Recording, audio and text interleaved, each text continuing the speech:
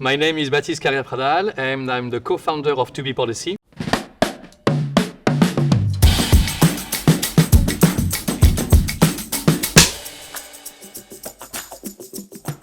2BPolicy is a small consulting firm which is supporting brands, platforms, sustainability initiatives, certification companies and others to be able to understand the upcoming EU legislation linked to sustainability, to see what change it will have in their operation strategy so they can anticipate it, adjust and ultimately comply to support better sustainability. There is a lot of sustainability legislation which are coming up. So we have to first distinguish between what was in the past, what's today, and what will be also the impact in the future.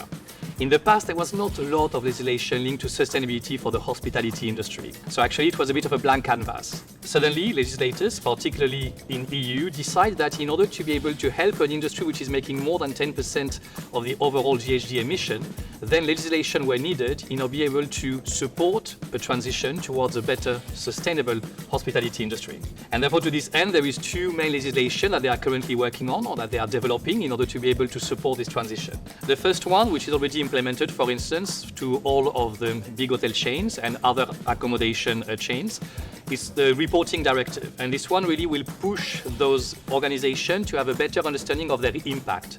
So that's actually one of the first deliverables of the legislation, to make sure that people know what impact they have regarding carbon footprint, regarding water footprint, and other major elements.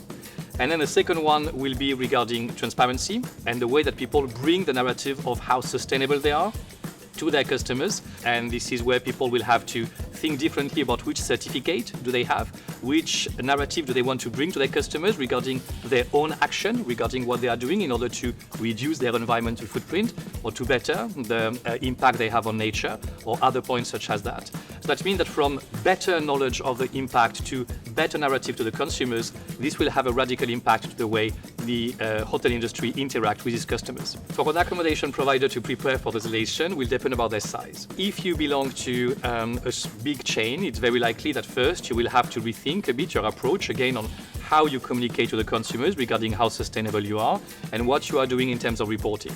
In this case, you will have to rethink with the marketing team and other communication team the narrative, again, you bring to the consumers, and if you have in-house certification schemes, are they valid? Will they still be allowed to move forward? And if you are a more modest establishment and a smaller size establishment, then really what you will have to think about is to kind of delegate the compliance to other parties. What I mean by that is that if you are using a certificate, then it's not you technically that will have to seek compliance. It's a certification scheme that will have itself to seek compliance, and then you should be secured. In order to prepare for the legislation, you will have to make sure that the type of impact you are talking about is definitely material to the overall footprint of your accommodation. You will have to demonstrate what are you doing in order to reduce your carbon emission. What are you doing technically to be able to reduce the energy consumption or water consumption?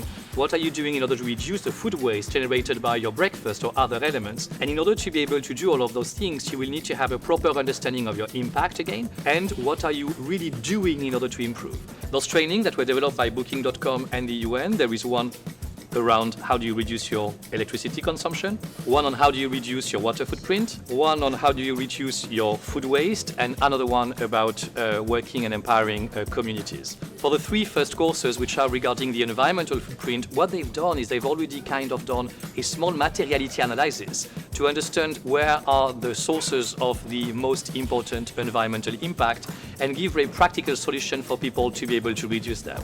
So the key driver for this legislation, it's actually a study that the European Commission has done to all of the different claim and certification schemes that are being used by product providers or service providers. And when they did this review, they identified that more than 50% of the certification scheme and claims made to the consumers were technically greenwashing. And therefore, this is when they decided that there was a need for regulation to ultimately secure the consumers and make them trust the type of certification schemes that they will be able to see. Today, we are at a time where virtually the approach of regulators is much more to teach. So in the sense, if there is a violation which is identified, very often regulators go towards a party, like what they are doing today with the flying industry, what they've been doing to some booking platforms, in order to be able to tell them you have to stop this practice because we consider that greenwashing. But in the future, the consequence will be much more direct and financial.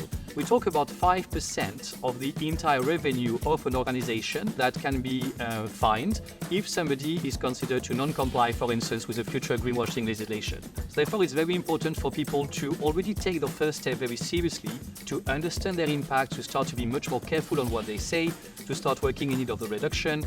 The good thing is that there is a bit of time to do that. It doesn't have to happen overnight. It will be able to unfold over the course of the next few years, but it's still a very important step to take in order to be able to move forward a more sustainable industry again. Lovely. Thank you very much.